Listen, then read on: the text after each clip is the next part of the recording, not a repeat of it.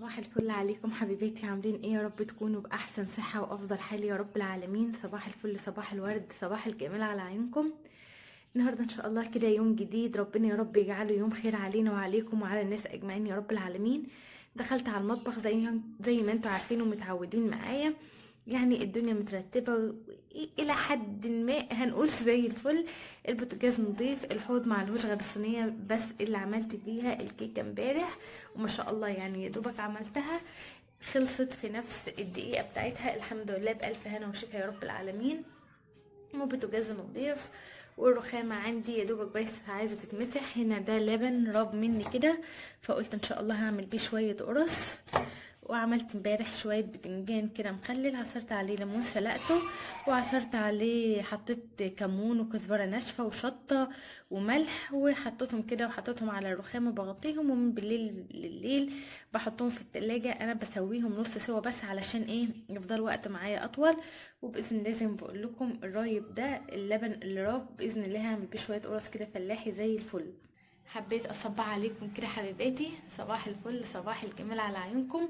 وان شاء الله روتين النهارده يعجبكم. اتمنى ان انتوا ما تنسونوش في اللايك وفي الاشتراك في القناه علشان قناتي ان شاء الله تكبر بيكم ومعاكم.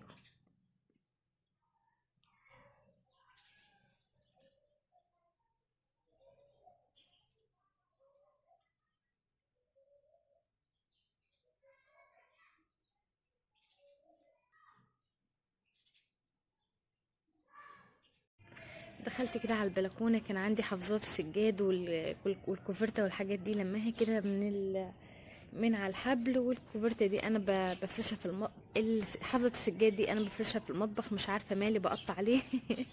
على الصبح تقريبا لسه ما فقتش وكده.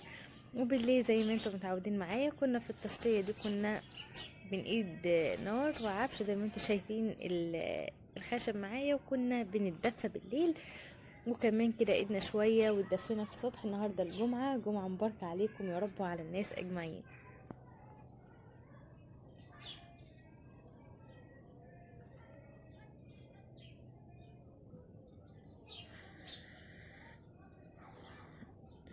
جوزي كده راح يجيب لنا الفطار. طبعا يوم الجمعة اكيد اتعودتوا معايا ان بنروح نجيب فطار جاهز بقى، فول وطعمية وسلطة وبطاطس والحاجات دي كلها وجبنة ومخلل، وبنفطر وبنتجمع كده كلنا، لان تقريبا ده اليوم الوحيد اللي بنفطر كده ايه مع بعض كلنا. فبنحب ان احنا نجيب اكل كده، وهو سهل جدا. وكتير معايا في الفيديوهات بتشوفوني ان انا اللي بعمل الطعميه في البيت وبعمل كده، بس اوقات ببقى ايه مثلا مخلصه طعميه كده فبيقول خلاص انا هروح اجيب لك الاكل من البيت من المحل يعني.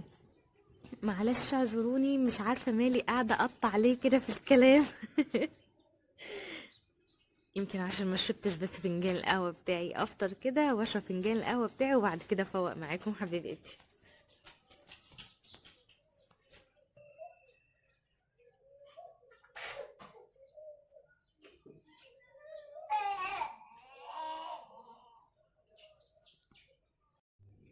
كده جوزي رجع من المشوار اللي كان فيه، جاب لنا سمنه بلدي، كمان لبن فلاحي، والفطار بقى مخلل، سلطه، فول، طعميه، بطاطس. بيدوله كده في ورقه كده اللي هو ايه، ملح بشطه بكزبره كده وليمون. وده فول، ده فول اللي هو جاهز على طول، وده فول هشيله في التلاجة لو احتاجته يعني. جاب عيش، كمان جاب بروفين بما ان الاولاد اليومين دول كلهم تعبانين وسخنين، فربنا يشفيهم يا رب اجمعين. دي كده مشتريات النهارده البسيطه بتاعه الفطار. هحط بقى ايه، هفضل الطعميه والبطاطس والفول والمخلل والسلطه والحاجات دي كده كلها في اطباق، ونحط الفطار ونفطر بقى ايه فطار يوم الجمعه النهارده المتين ده. ربنا يديمه علينا يا رب نعمه ويحفظها من الزوال يا رب العالمين. طبعا الشهر ده والشهر اللي جاي واللي بعده ده خير يعني الخير بيكون في اللبن وفي السمنه وفي الزبده، الحاجات دي بتكون ما شاء الله عليها، بتكون اجمل تغذيه ليها في اليومين دول. فزي ما شايفين كده السمنه واللبن والحاجات دي كلها برضو هشيلها في التلاجة، وهغلي اللبن كده واشيله، والله المستعان. تعالوا افطروا معانا بقى.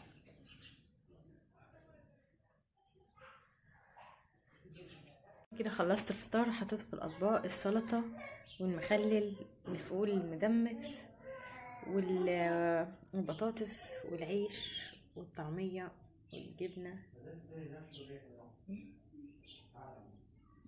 حطيت السمنة عندي تسيح، وكمان سبت اللبن كده يغلي على مهله.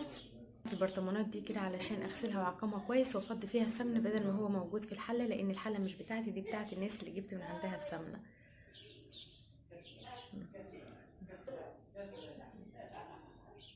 تعالوا بقى يلا افطروا معانا. هنا كده قلت اعمل كيكه للاولاد بما اني بقالي فتره طويله جدا ما عملتهاش. لقيت عندي الدقيق، ولقيت عندي البيكنج باودر والفانيليا، ولقيت عندي نص المكونات، فقلت مش مشكله، باقي المكونات بسيطه ربنا المستعان. عشان تعملي كيكه هتصرفي اكتر من 60-70 جنيه بالدقيق بالسمنه بال بالطلبات بتاعتها. المهم انا عملتها ازاي. انا ضفت 2.5 كوباية دقيق، كوباية فانتا، كوباية الا ربع سكر، كوباية الا ربع سمنة، كيسين فانيليا، وكيس بيكنج باودر، وثلاث بيضات. ضربت الحاجات السايله، المكونات السايله دي في الخلاط، وبعد كده ضفت عليهم الدقيق والبيكنج باودر وقلبتهم كويس جدا، ودهنت الصينيه ودخلتها الفرن. بقت معايا زي ما انتم شايفين كده.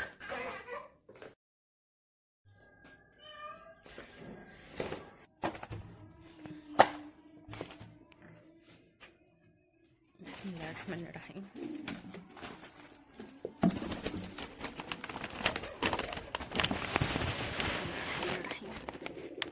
ربنا يستر عليكي يا حبيبتي، والله انا خايفه عليكي من القطط. ربنا يستر. بصي هو الحمامه بيضت بيضتين بس، في واحده نفعت وواحده التانية البيضه زي ما انتم شايفينها دي بيضه ما نفعتش يعني، فالحمامه بتطردها برضه. احطيها كده. بسم الله الرحمن الرحيم. نشوف في بيضتين ولا لا. بسم الله الرحمن الرحيم. بسم الله ما شاء الله. هو تقريبا ده لسه كده هيعشش. بسم الله ما شاء الله.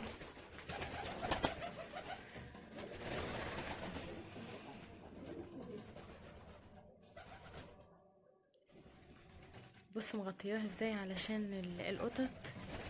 بس طبعا في فتحات كتير، اللي هيقول لي في اللي بصوا في فتحات، يعني القطه مثلا ممكن تفتح الباب من هنا، تتشعبط على الباب من هنا وتدخل، او تدخل من هنا، لان الحته دي احنا كده فاتحينها علشان تهوي الاوضه، يعني تدخل الشمس وكده، علشان الاوضه ما يعني ما تبقاش مقفوله كده.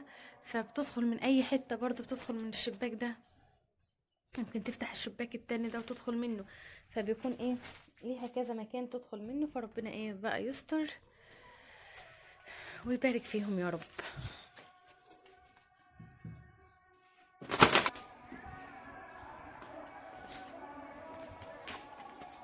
ده احنا خلاص كده في ظهر الجمعة، بعد ما فطرنا وعملت لنا الكيكة واكلنا والحمد لله كده، مستنين كده بإذن الله علشان نصلي صلاة الجمعة.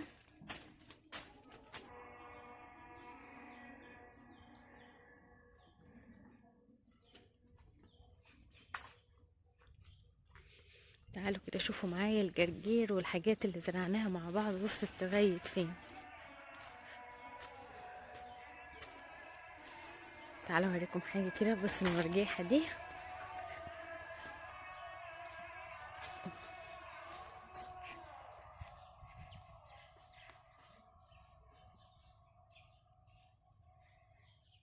نفضل بقى نتمرجح عليها بقى براحتنا كده. بسم الله الرحمن الرحيم.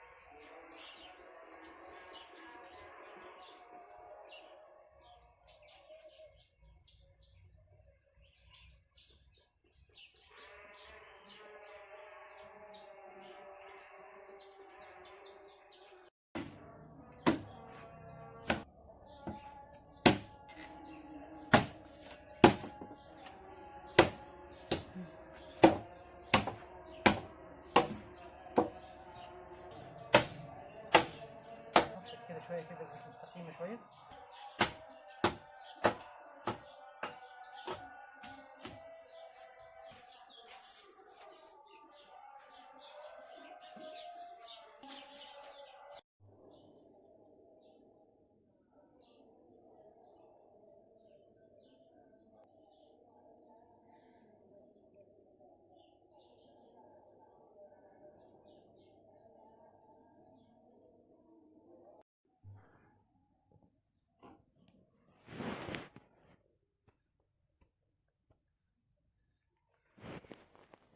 كنت عايزة اقول لكم ان انا قد ايه متضايقة جدا من موضوع المشاهدات.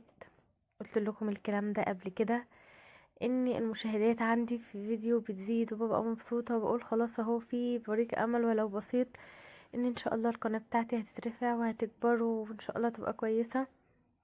يجي فيديو تاني يبقى اصلا مفيش مشاهدات. انا عارفة ان عدد المشتركين عندي قليل، وبالنسبة لعدد المشتركين عدد المشاهدات كده قليلة، بس انا فعلا انا مش فاهمة ليه ان القناة عندي ما بتترفعش. يمكن علشان انا مش عاملة فيديوهات زي بتاعة اليومين دول اللي هي عاملة بروباجندا، دي اللي هي مثلا حاجات معينة زي اللي انتوا عارفينها، وانا طبعا مش هعملها.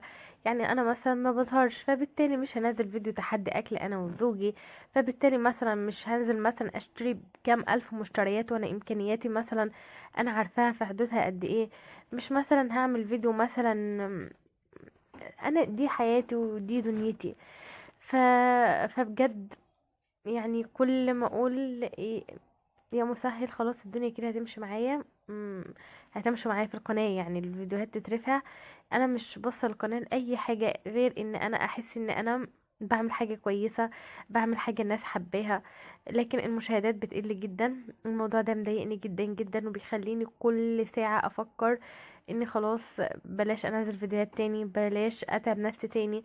وبعد كده بقول انا بتشجع بيكم ومعاكم في القناة يعني بحس ان في حد معايا. والله بجد انا مش عارفه اعمل ايه، مش عارفه اكمل بقى واسيب الموضوع على ربنا زي ما تيجي تيجي، ولا عارفه اوقف تصوير في القناه، لان الموضوع بيتعبني نفسيا لما بنزل فيديو وبلاقي المشاهدات بتاعته قليله، بتضايق جدا وده بيأثر عليا نفسيا. فبقول يمكن علشان تكرار روتين عندي او علشان مفيش حاجه جديده، بس هي دي عيشتنا على فكره. يعني لما بروح عند ماما بصور، لما بعمل اكله بصور، لما بخرج مشوار بصور. دي حياتي دي دنيتي. انا عارفه ان الحياه البسيطه والناس عايزه يعني دوني اكتر من كده، بس بجد انا مش عارفه يعني بجد اكمل ولا اوقف تصوير وكفايه على كده فبصراحه انا مش عارفه، يعني الله المستعان زي ما ربنا بقى يريد ويعني بتمنى لو انتوا 10 او 20 او 100 بتسمعوني، لو انتوا ال100 كل واحدة فيكم حطت لايك، اكيد ده هيشجعني واكيد القناة هتترفع بيكم، لان انتوا هتكونوا السبب ان قناتي تكبر بيكم. اترككم في رعاية الله وامنه. سلام.